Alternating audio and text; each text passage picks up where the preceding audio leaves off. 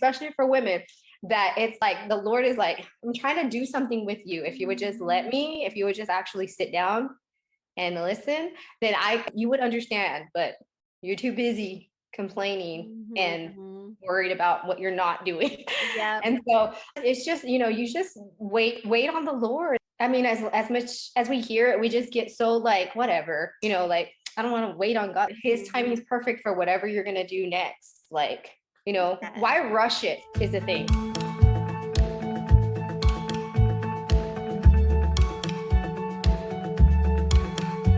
I have Tracey Hernandez with us. Yeah. So Tracey Hernandez is a small town girl with a passion for discipling women of all ages and stages through their walk with Christ.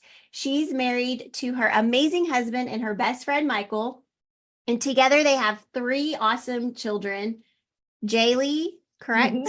Yes. Eli and Zeke, as well as 2 beautiful grandbabies, Ezra and Amelia.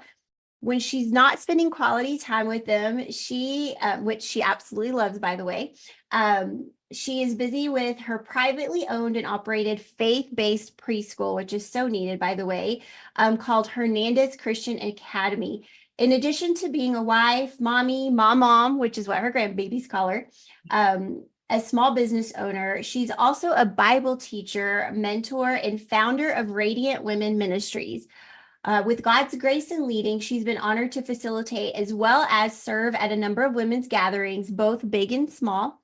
There's nothing quite as special to her as sitting down with women with a hunger to grow in Christ over a cup of coffee. I love that. She loves the one-on-one. It's her greatest desire to help women to be equipped, encouraged, and empowered with the Word of God.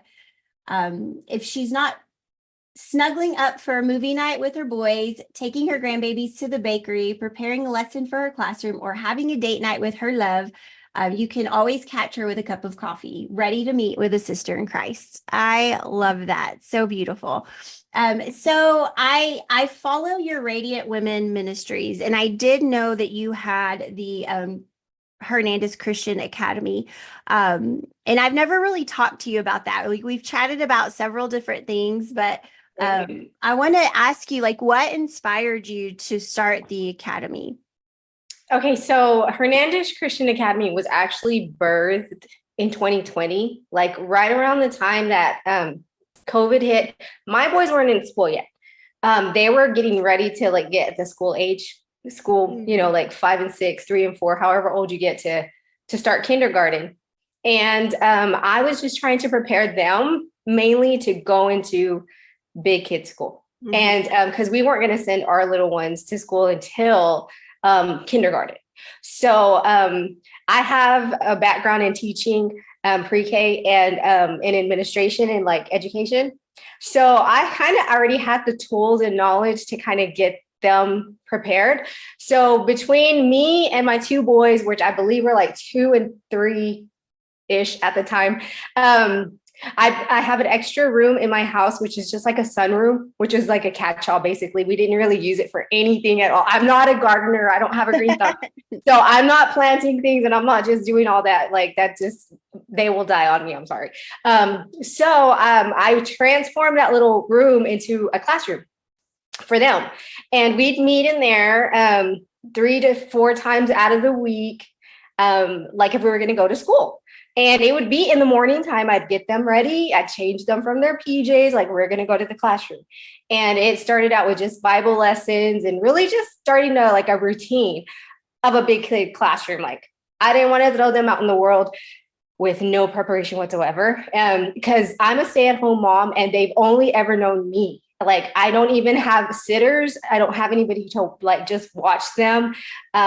We take our boys everywhere. Like me and my husband, if we're like even on date nights, we sit next to each other, but we have them across the table and like here's your little coloring book, or you could do something and keep yourself occupied. But we take them everywhere. So I didn't want them to have like this shell shock of going into this classroom with a bunch of strangers.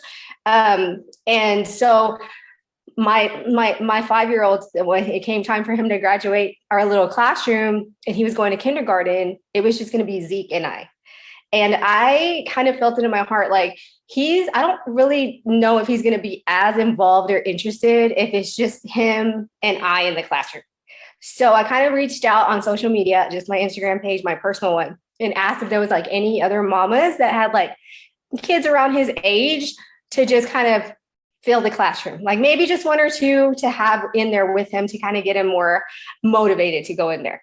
And I got a really good response, surprisingly. And so I started my first year, which was just like on a learning curve or whatever, not even really having a bunch of like lesson plans ready and all the things, but the Lord was gracious to me, and so were the parents. So I actually got my first classroom in 2021, 22, and of kids that were not just my own. And so I just kept that going, and I always have a waiting list. There's a bunch of it's a need in the community, but it's such a small, like our classroom is a small classroom. The teacher student ratio is only 4-1, so I only keep 4 at a time. And we're doing Mondays, Wednesdays, and Fridays in the morning till noon. And it's just really structured. And it's just like, well, as soon as we get here, we have our little schedule. We do our prayer devotional time in the morning.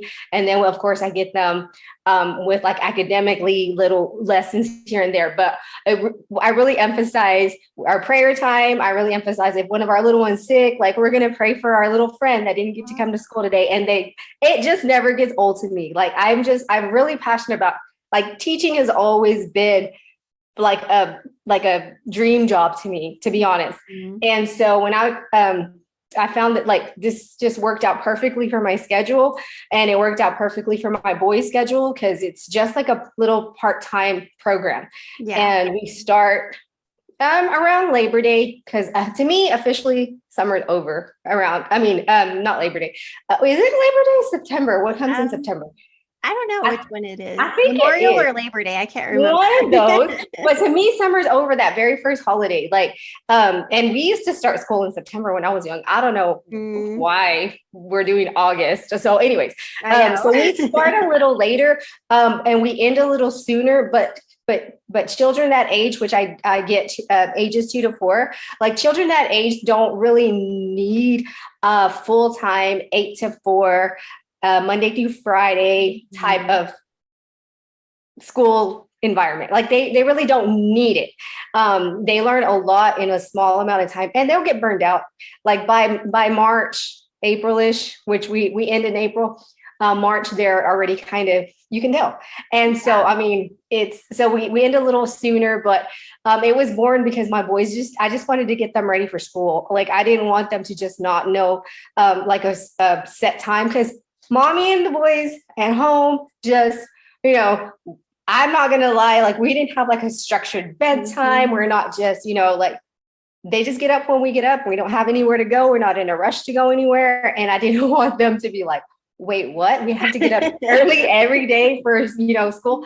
But they loved it. And parents, I get really good testimonials about how their little ones just stepped into the classroom and like no crying, no issues, no, because that's part of it. It's just getting them ready to just be ready for that type of learning environment where they're going to be apart from their parents for a while, and it's going to be new for them. And so it warms my heart. It brings me so much joy, to be honest with you, because I never get tired of it. I have a page dedicated to them as well on Instagram, and it just never gets old. Like their little praying hands, and it's so awesome to watch. So yeah, what a blessing. Because you don't really, especially somebody, I don't have children, so I don't think about that transition, and so that's really neat to have, that you have that to offer in your community. And not only that, it's also faith-based, because that you don't see that, unfortunately, anymore in schools or, preschools or whatever. So I know if we were in the same community, I would probably send my kids over there. Yeah. And you know what? The parents, obviously, we have open house, we have orientation, we have all the things before school starts. And if you see the page, you're going to see that we talk about God, we teach about God, we learn about Jesus.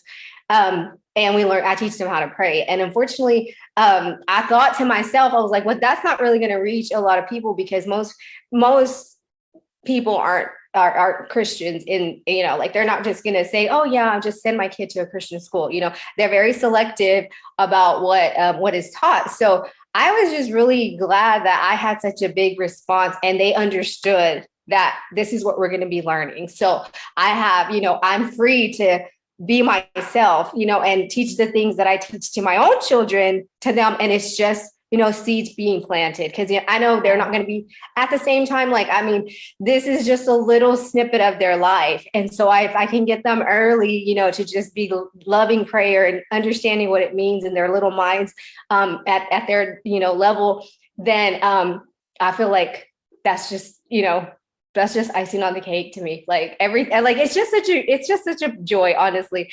And it broke my heart to have to shut down a little early, because I had surgery in March for my knee. And so we would have actually been ending April the 9th, or this past week, but we had to shut down a little sooner. But they were understanding. Aww. And we'll come back to it in the fall. So just give me something to recover. Well, and like you said, they're kind of already shutting down in March anyway. So, yeah. And so it kind of works out. They were sad about it, but again, it's always that end of school transition where it's kind of like, I'm going to miss you, but I'm like, I know you're going to have fun. Because the thing is, the little ones that do come, like their parents or grandparents, like, they have flexibility. So they're not like depending on Hernandez Christian Academy to keep them for a certain day. So that gives me peace of mind, because I'm like, well, you're not coming here, then where are you going to go? Well, they're going to go home. They're going to be with mommy and daddy, and they're going to be great. They're going to do fine. And it's just going to be a little sooner than expected, but that's usually what I try to, kind of emphasize with my parents. Like, you have to be flexible, or you have a work from home job, or a job that's just going to let you like take off if you need to come get them early or whatever, but it's good. I like it. Hey, awesome. Well, I'm glad I asked about that, because I've never asked you about that. I've not really looked into that much. I knew you had it, but I didn't really know the inside of it. So that's a really cool ministry to have. That's awesome. Yeah. And it's needed. Like, it's so needed. Yeah, I know. And it's one of those things where, I mean, it was just God opening up an opportunity for me, because he knows the desires of my heart, and I've never been a stay-at-home mom until I got married. So I've always worked until about the time that, we got married in 2016, and my husband was like, you can stay, because I was pregnant with Eli, about to have Eli. And he was like, after your maternity leave, you don't have to go back. If you don't want to, like, we'll figure it out, the Lord will provide. And so I made, between the both of us, we made the decision, like, just stay home. And I was like, okay, well, I'll probably stay home for like a year. And then 3 months after Eli was born, I was pregnant with Zeke. So then I was like, okay, well, maybe another year after that. And it just turned into just this staying at home with them, which has been one of my greatest, blessings, to be honest, because it's hard to be a one income family in 2024 or any time. Yeah.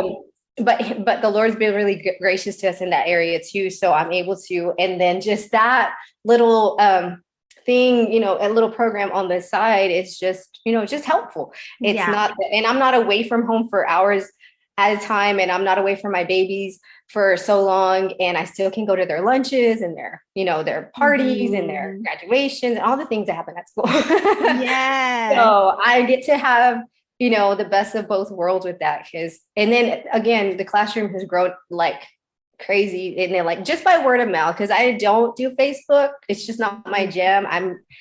I'm not that out there, like, I don't know, I just am not into Facebook. So I have an Instagram page, but it's really small. Like, I have a really small following. Parents that have kids, will see the page so they can like keep up with things. but it's like every year I have a waiting list, like a mile long for kids to come in, and I'm That's like, awesome. that's good. I know it's good. And then it makes me feel bad that I can't take them all, but Yeah. Aw. like it'll be okay. Yeah. I like that you spoke into or shared your story of becoming a stay-at-home mom. Like, what would you say to the woman who maybe her and her husband are in that situation where she wants to be home with her children, but there's that fear? Because I can understand that fear. I mean, I'm a housewife. Like, I don't, I don't work, and we don't even have kids, and it's just me that my husband has to support, and Right. even there's fear with that, with just us two. So I can only imagine when there's little mouths to feed, what Right. that fear's like. So what would you say to the woman going through that? Well, the thing that came to my mind was the very first time my husband suggested me staying at home was that, like, I don't want you to have to be the burden of, all of us, because it's a lot.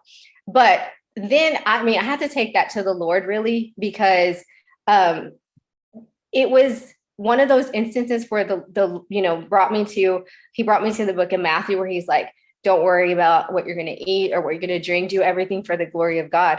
And that's really been like the driving force, is that if you remember why you're doing it, like, I didn't want to just stay home to just be passive and do nothing. Mm-hmm. I wanted to do it for the glory of God.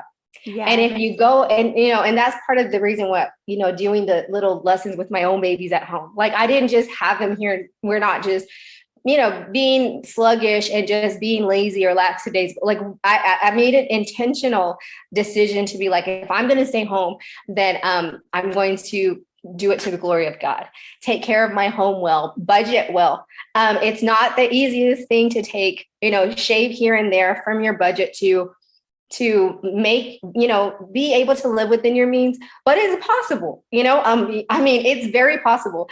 And that's where I had to just learn to just trust God.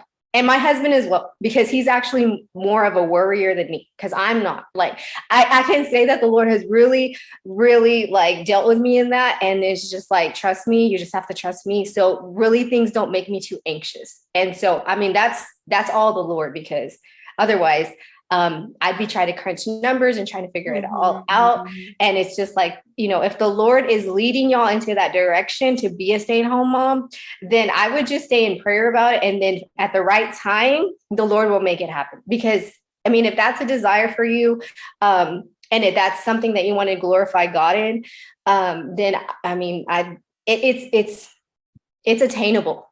And it's not something that's just like, and to be honest with you, it works a lot better when you have a stay-at-home mom than it does a working mom. And I'm not saying working mom is bad. I did it for years. Right. Like, since the age of 16 until I was like in my 30s, almost 40, that I worked outside of the home. And like I said, it wasn't until Eli came along that I was pregnant with him. And so that was only 6-7 years ago.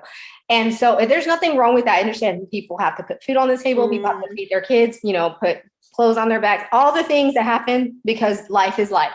So there's nothing wrong with that. And I'm not bashing working moms, right. but just logistically and biblically, being at home, taking care of the home and the children, is what we are called to do as women.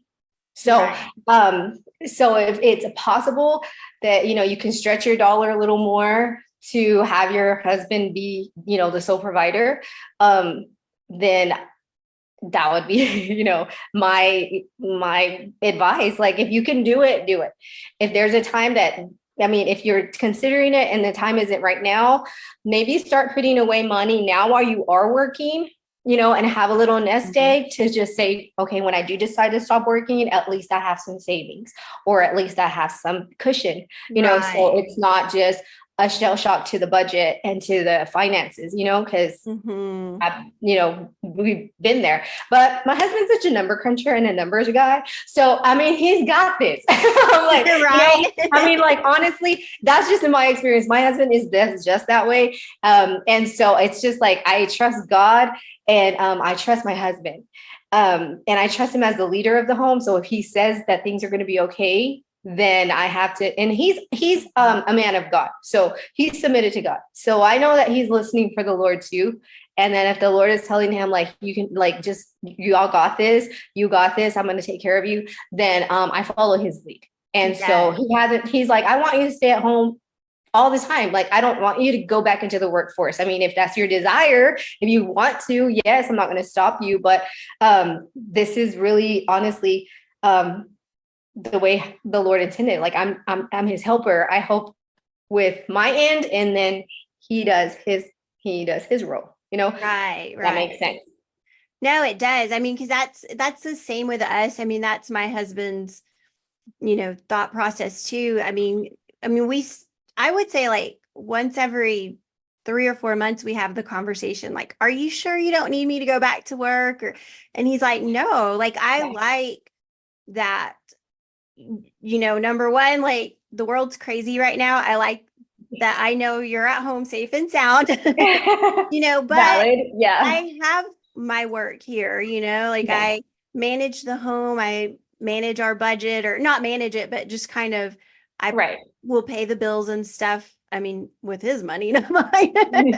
Right. Because I'm not bringing any in. But, like, I manage things. And so, like, when I bring it up, like, should I work? I mean, we don't have kids right now, and he's like, no, like, and same attitude as your husband. I mean, if you want to, I'm not going to stop you. I'm not forcing you to be home, but it's helpful for me, his stance on it. And he's like, I don't think I would feel, good about what was happening if you were out working full time, and again, some couples are in a situation, maybe they're saving for something and the wife needs to go to work, or whatever the case is. So it's like, I'm right there with you. If you're called to work, but speaking to the woman who's working but wants to be home, I agree with you.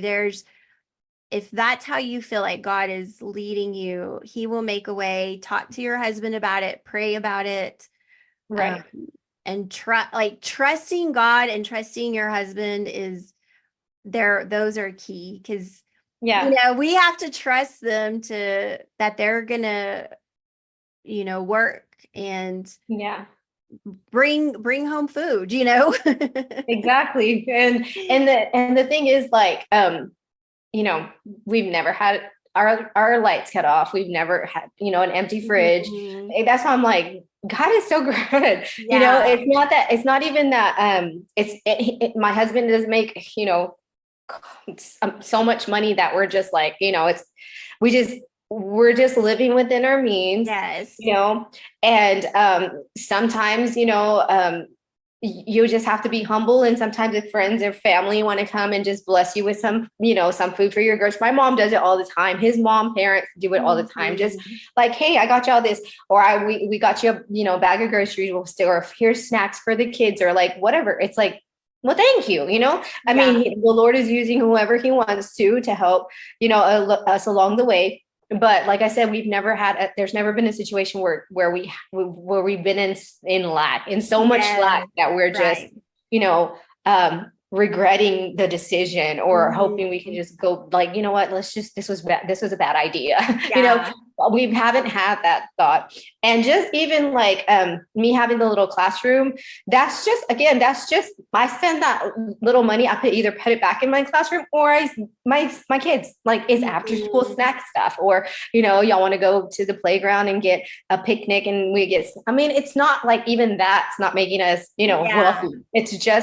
It's just helpful. And like, there's so many opportunities, I think, right now that women could work from home. Like, I'm not internet savvy or tech savvy, but like internet jobs, work from home jobs, things like that that can still make you income. There's ways that make passive income. There's ways to make Mhm. while you're still at home, you know what I mean? And Yeah, still yeah. taking care of your home. And but that brings me joy, like knowing that I can be home. I know my kids. I can go pick them up. I can get them ready for, I'm not Mhm. depending on anybody else to do that for me. Yes. And they see mommy like 90% of their day because, Yeah.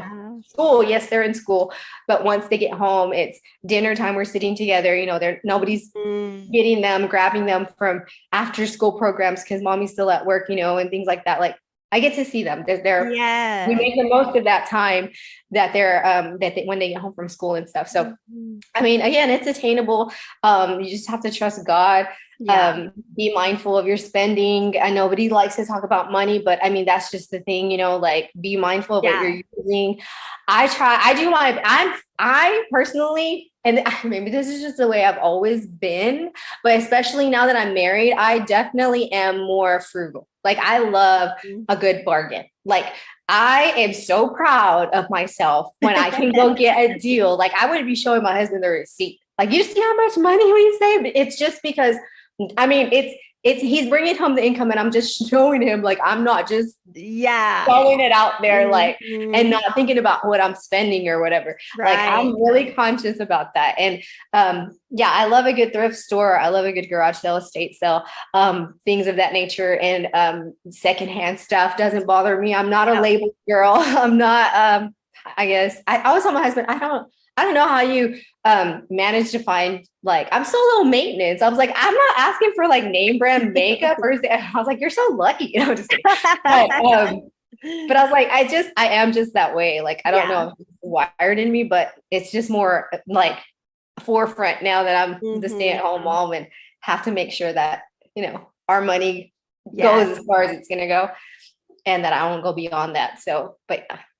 Yeah, I'm the same way. Like I like Goodwill, we've gotten some like even just house like amazing paintings, that like Decor. This shirt's $5, from Goodwill. Well, this shirt was from Goodwill. Yeah, I Um, love Goodwill. Like that's how we are too. Like Darren will, if we need something, like he's looking for a chicken coop right now because I want chickens. He's looking on Facebook Market or he's gonna build it himself, like yeah. Oh, yeah. That's my he's like, husband. He'll we're build it getting this himself. for cheap, Yeah. Well, see, I always try to avoid using the word cheap, but well, I mean, I'm frugal. Inexpensive. I like to say I am a budget. I'm a saver. I am very Yeah. budget conscious. Yeah, we are too. We are too. And that is key because I mean, when I've worked from home for a few years, even Mhm. before I completely shut down my business. Um, but even when we were both working full time, we were very frugal and like we love, a good real like estate sale, Goodwill, like Yeah. but it is possible because like even though we loved those things even when I was working full time, we since we were both working, we could still like I guess splurge a little bit. And yeah, Mhm. that does have to stop whenever there's only one income coming in. But it's so worth it. Like, I Yeah. mean, even though we don't have kids yet, it's still like yesterday, for example, Darren called and he was like, "Are you busy? Because I need you to take me to Lubbock because he had problems with his work truck." And like, absolutely, I'm there. Like that's Mhm. nice, even to just be able to Yeah. be there for your spouse. If Yes, they need exactly. something. So Right. I love that. I love that. And then I wanted to also touch up on when you're talking about how God will provide. So during like when the pandemic hit and all that stuff happened, we Mhm. were looking high and low for a bag of rice. I mean, because we were hearing that everything's like wiping out of the Right. stores and like Darren was like adamant, like he's like, we need like a bag of rice to feed us for months because we don't know what's going to happen or. Yeah. And we like spent all day looking for a bag of rice and it was every store was like out of rice. So we went home and he was like, well, I guess that's okay, you know, and he was a little bummed, and I think not necessarily worried, but just kind of like, well, okay, so what's plan B? Because that was my plan, is like rice can feed us for a long time, you know? Yeah. And so we're just kind of like done with the day, and he's feeling a little like discouraged. And then the next thing we know, his dad's at the door with a big old bag, like a huge bag of rice. Oh my gosh, yes. And he's like, hey, I grabbed me one. I thought you guys might want one too. And we were like, what? And so, like, anytime we start to worry about, you know, finances or anything that, you Yeah, know, we're needing God to provide something, we think about that time. It's like, right. if he can send my father-in-law with a bag of rice, he Yeah, can send anything. Like, I mean, exactly. he didn't know we were looking for rice all day, you know, but it's just Right. little things like that. Like when you remember the past of like God's goodness and things that he's done in your life, it's easy to be like, okay, what scripture says is true. We don't have to worry about what we're going to eat or what we're going to wear. You know, he's got Exactly. us. Exactly. And see, I didn't really ever have a fear of him, of the Lord not providing for me to be home and my husband be at work. I was more concerned more about him just bearing the weight of Oh, carrying us yeah. along. Mhm. But it's only because I had seen God's faithfulness throughout, like whenever I was a single mom and I was going through a Yes. divorce and I had to take a pay cut. And then I'm like, how am I to make it on $900 a month? And I have car payment, a mortgage, a daughter, and I never went without. And so I had that experience with God already, that I wasn't really concerned about him like providing, but Mhm. more so is like, I don't want to be that I don't want to add any stress to my, like, he already does a lot, and he Yeah. already, he works long hours already, and I don't want him to have in the back of his mind think, okay, well, I need to push in extra because now to make up the difference or whatever. But Mhm. I just didn't feel comfortable at the time just saying like, yeah, I'll just stay home. It took a lot of convincing, because I was like, that's more of what I had to struggle with, is like, do I want him to be so whelmed with work that he's Mhm. not enjoying the house, the home that we are creating, our children, Right. because he's Yeah. exhausted. And so I was scared of that. But again, God shows up and gives him a job that's flexible, that he has, he can set his own hours and he can go in on the weekends if he needs to or if he wants to, and didn't take away time from us at all, Yeah. especially him being a new dad. Like he had a 6-week-old son, and I'm like, yeah, but when are you going to be home? If Yeah. I will be home, but when will you be home? And no, it was just one of those things again, like the Lord, we had to just completely trust the Lord, even in that worrisome, like Yes. something that didn't even, like, I wasn't considerate about the finances so much, but of course that's always in the back of your mind. But Mhm. I'm like, if you've seen God be faithful to you in that area, it's real hard for you to be like, well, no, God's not going to get me this time. Right. It's real hard for me Exactly. to doubt that.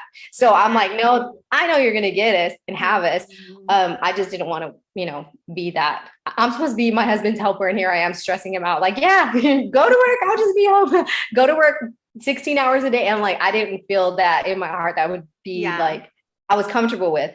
But again, God settled that for us, and yeah, I've been staying home since Eli was born. That's awesome. When I think we also forget, like, especially a godly man, like they like it's in them, most men, to want to lead, to want to support and be the main resource for their Right. family, and I think sometimes, like, I don't know if it's just the world has trained us women or put that fear in us, or maybe like enough men haven't stepped up to that, and so we don't see it often enough. Mhm. But I mean, I think even like, I think women don't, just in general, I'm not saying, you or me, but just in general, I think women haven't given, like, I'm trying to figure out how to word this. Like, they haven't given the man, like, Control. yeah, like they haven't. Like, you haven't let him be a man. Yeah, exactly. And I think like No. most men like do want that. They do Yeah. want that responsibility. And to be honest, they do need it. I mean, and that's something my husband and I've talked about before is he's like, I need this responsibility as a not just a man and a husband, but like as a godly man, like because this is what I feel called to do. And in order to keep me on the straight and narrow path, I have to have this focus of like, I'm working for the Lord for my family, you know? And so Yes. I think like, I think just in general, like women somewhere down the line, we've almost been cheated of that, of just that like natural, like, because it used to be a natural thing that the man worked and the woman stayed home, you know, it used to kind of be how life was. And now, like, because I hear a lot of women, like I have not a lot of friends, but I have a handful of friends that would love to stay home, but they have that same fear of like, and I've had that fear too of like, well, I don't want my husband to feel burdened. And it's like, and Darren's like, give me the burden. Like, that's my job, you know, like, why would I want my like wife, you know, to be burdened with anything? And so, you know, and it's like, and I try to like help my friends see that like, it's a matter of like, I don't know, like almost reprogramming your mind that it's not, I don't know, like we've been cheated somewhere down the line to where this whole thing got shifted, you know? Yeah. Well, see, here's the thing. My husband actually did a study on this a while back because he also does like men's Bible studies, and he leads Bible groups for men. So he actually, and we've sat up, and it's been a while, but he actually like was looking into where that kind of shifted.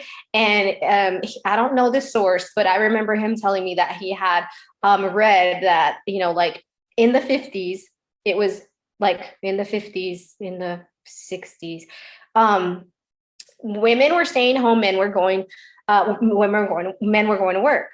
Well, then they had to the men would have to get drafted into the army and leave for months and months and months, or deployed for even years at a time, leaving the women at home trying to figure out how they're going to get food on the table. And that's when women started to enter into the workforce because the men were out fighting the wars. And it was funny because he's like, you know, and they came back, and it's like now in like this day and age, you don't even, I mean, women come with their own car, their own house, their own kids, their own dogs, everything, and all, you know, like without the man in place. And he said, but the thing that happened was that women had to try to figure out whether men were out fighting the wars, which is so like metaphoric. I'm like, yes, they should be. I mean, like men are out fighting wars and we should be at home tending to our house. But they had to figure out how to make it. They had to figure out how to, you know, have their own like livelihood, feed their children while their men were away. And, you know, a lot of girls were raised that way with their moms home taking care of them and their dad deployed. And so you raise another generation of girls. It's like, I got to work, you know, I have to be at work. I have to find a job. I have to take care of my kids. I have to take care of the home. And it just trickles down, you know, and then there's this, you know, whole revolution that happens, you know, in the 70s where it's like free everything, free, you know, and it's just a generational thing because I know if we went back to simpler days where it was just men, you know, going to work and women staying at home, and it was very, you know, normal. It was in like the odd thing that it is now. But people change and culture changes, and we're influenced by our culture, unfortunately, a lot more than we are influenced by church or by the Bible. And if we did things biblically, our houses would be in order, like just plain and simple. Like if we did it according to God's way, we wouldn't be out of order, and we wouldn't have women as the head of the households, and we wouldn't have women as the main breadwinners, and we wouldn't have women, you know, working 12, 13, 14-hour long shifts and never seeing their kids. You know, like I just think honestly that's a tactic of the enemy to just have houses just separated. Like the dad's at work, the mom's at work, the kids are at school. They see each other at bedtime, and then they do it all over again. So like it's not like a solid like home. Like it's not like a firm foundation at home where everybody's like getting like there's nobody eats at the dinner table together anymore. It's like grab, everybody's going to sports, grab this, grab that, mom's not home yet. whatever. And it's just, the dynamic is so different. But yeah, I mean, I think we got sucked into like the girl boss thing and just being like, we can be like men, and honestly, we cannot. We weren't meant to we weren't meant to be anything like them at all. And that's a great thing. Yeah. But unfortunately, we've been programmed and influenced to believe that, you know, anything a man can do, a girl can do better. And it's almost like a challenge. Like we just have to live up to that standard. And I'm like, I'm very cozy and comfortable here with letting my husband take care of me. You know, and I'm not even like, I'm not a spoiled housewife. I'm not a brat. It's just the design works better. We see a lot more of each other. We communicate with each other all day long. If he's not calling me, I'm calling him, or on his breaks or whatever. Like I said, it's a lot simpler. Yeah. It's a lot simpler. And it's peaceful. Yeah, it really is. Like, you know, because it's like I have friends on one token who is like, they're like, I really want to be home, blah, blah, blah. But then I do have friends on the other side that are like, what are you doing? Like, why are you home? Like, you know, and I'm just like, you have no idea, like, how amazing it is. And I'm not a spoiled little housewife either, you know, and it's really peaceful. It's like a well-oiled machine, you know, everything just runs smoothly. Darren always has dinner on the table when he comes home from work. Like literally it's always waiting when he comes home, you know, and I mean, and like, what a better way for a man who's hard at work to come home and feel appreciated, you know, and feel valued. Like just having a warm meal on the table, you know, it means everything to him, you know. I mean, that's the fruit of his labor, you know, like he's going out to, you know, put bread on the table, and here you are making a home cooked meal with it. Like that's just how things should operate. But I mean,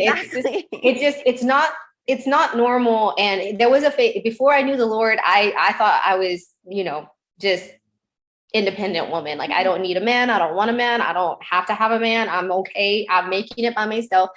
Man, the Lord had to open my eyes to that.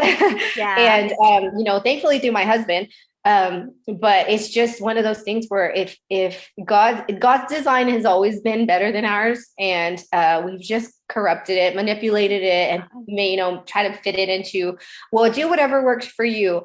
But if you're a man or a woman of God, you're supposed to do whatever works for God. Like it's not your idea of how a family is supposed to be ran. It's God's idea on how, you know, like you said, a well-oiled machine is because every part is working and doing its part.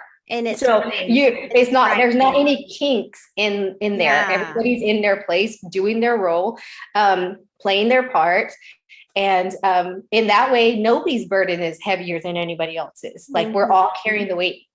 So and like, and you're still, you know, you're still working for the kingdom. You're still doing things for him. And, you know, I think that's important to know. It's nobody's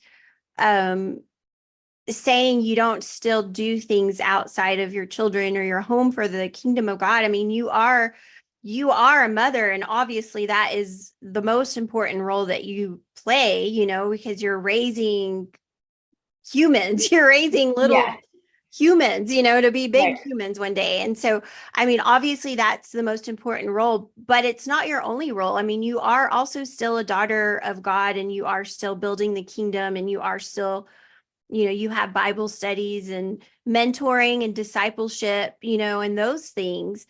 And so I don't want to keep you too long, but I still want to touch on that, because I think that's important for women to know, is that, you know, if you are, maybe there's a woman listening that is a stay-at-home mom, and they're maybe feeling like there's got to be more to my life than wiping noses, or, you know, whatever. Right. And so, I mean, speak into that, like your ministry and how, like the other part of you and what you do for the kingdom. Right. Okay. Well, first of all, if you're a stay-at-home mom, and you're taking care of your family, that is a holy work, like in and of itself. Like that, you're set apart to do that in the first place. Like you're doing God's work. So let's just throw that out there. But there was a point in time, because I was kind of, I think it's just the enemy's tactics, to be honest, because I don't think anybody who's been at home, a stay-at-home mom for any length of time, short or small, goes through this little phase or period of time that it's like, I'm just here and I'm not doing anything for God. I'm just here and I'm just like, the world is just passing me by, and there's, I'm lonely and I'm sad. And again, everything that God does and the time that he has for you walk through is never wasted. So the times that I was home alone and I would try to wallow, I was like, you know what, I need to get out of this self-pity, because there's still work to be done. And even if I'm reading my Bible, I'm reading a devotional, I'm watching a sermon online, or the things that I do on my spare time, my prayer time, and everybody, if you follow me long enough on social media, is in the shower. That is my quiet time, because when I had little ones, it would be the only time I had to myself.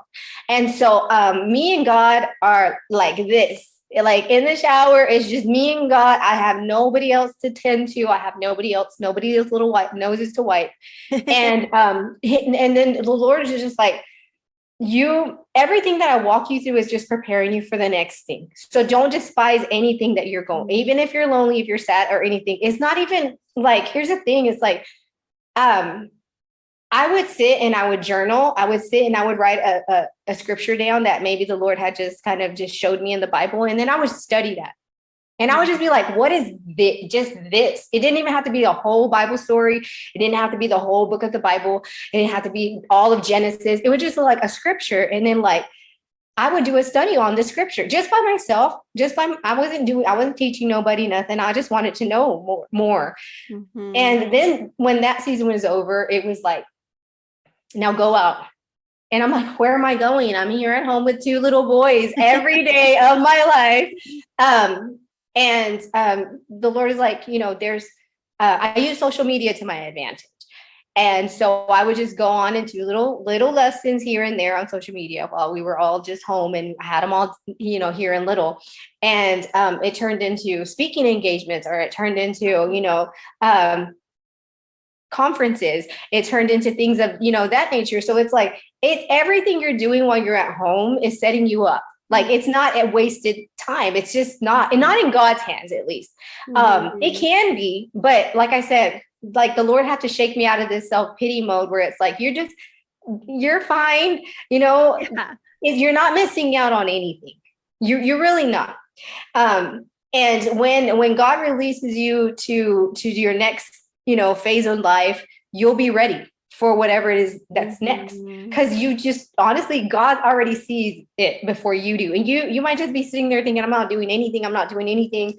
And it just turns out to be just a preparation, like even just being resting in the Lord. Like, why can't we just do that and be comfortable and happy?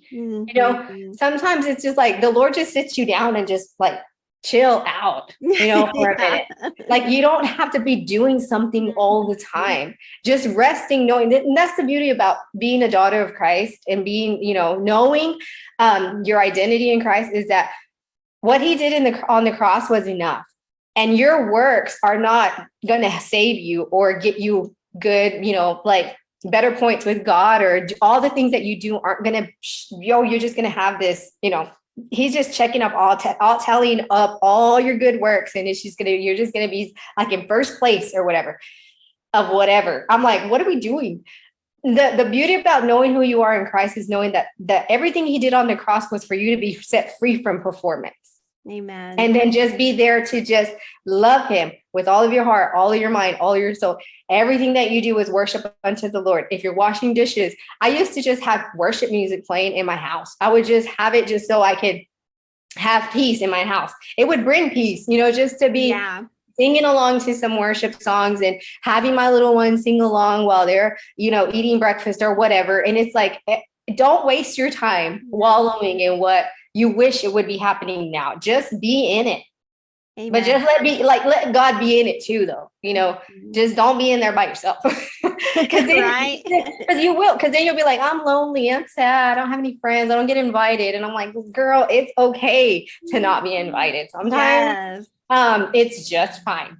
We have FOMO so bad in the kingdom, especially for women, that it's like the Lord is like, I'm trying to do something with you. If you would just let me, if you would just actually sit down and listen, then you would understand, but you're too busy complaining and worried about what you're not doing.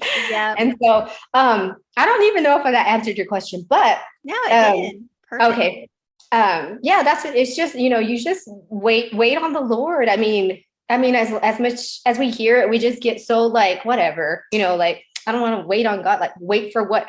Just wait on the Lord. His timing is perfect for whatever you're going to do next. Like, why rush it is the thing. Like, why rush that period of time? It might, again, he's preparing you, pruning you, working on some certain things in your heart that maybe you need to work on. It's not always just, I'm just here doing nothing, It's like, he's doing something though. Like, he's doing something. So just let him. Yeah, exactly. But yeah.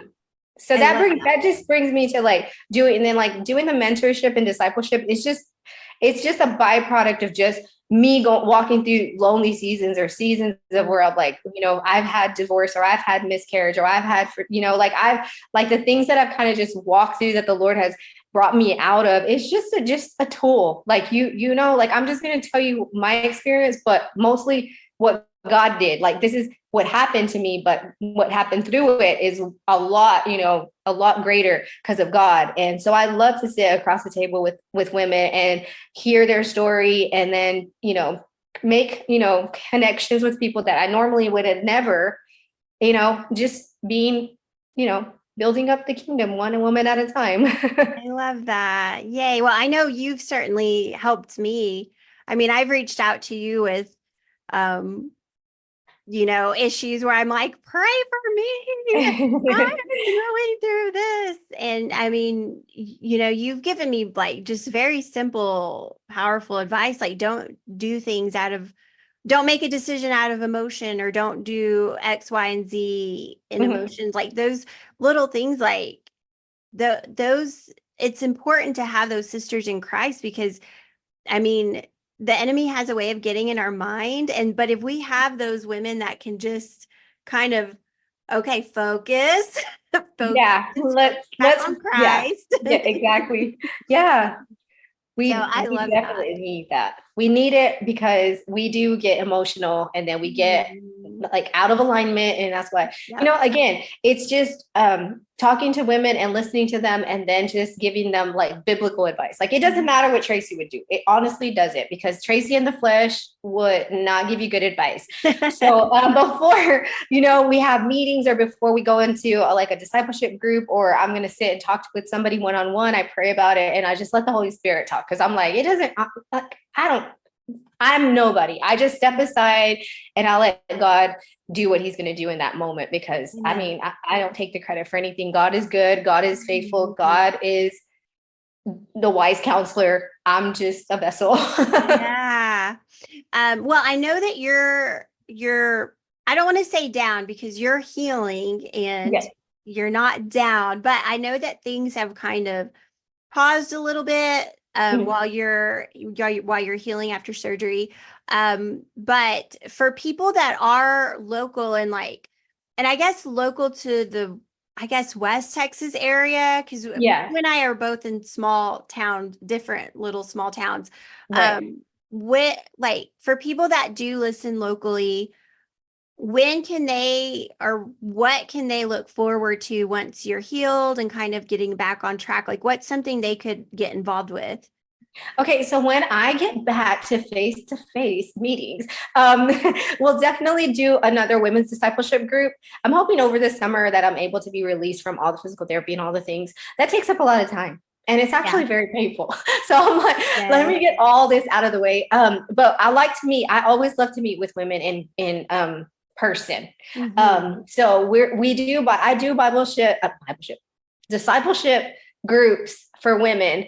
And we either meet at our local church, which is River of Life, or I have a bakery that's here in town that lets me use their facility, which is so sweet of them. But the ladies love it there.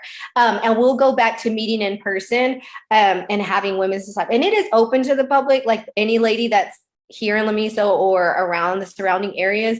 I have women who come from Brownfield, Lubbock, Midland, Odessa, Snyder, whatever. It's just a short drive away from anywhere, but we do those on Saturday mornings. I don't have one scheduled just yet because I'm waiting to get released from everything. Yeah. But again, it should be in the summer months that we can do something and get together for that. But between now and then, I do Zoom Bible studies too, and then I do like discipleship mentor one-on-one over Zoom, Skype. Or if you want to come visit me, that's awesome too. But and then we'll just have coffee. I'm really serious when I say it's coffee's like Jesus is in the center, but coffee's in my hand every time. Love that. Yeah. Well, I have adored having you on. Thank you so much for joining me. And if you want to follow Tracey and what is to come once she's healed and released from everything, go to Instagram and follow Radiant Women Ministries. Is that what your handle is called? Or the handle is Radiant Women 18. So okay. 18.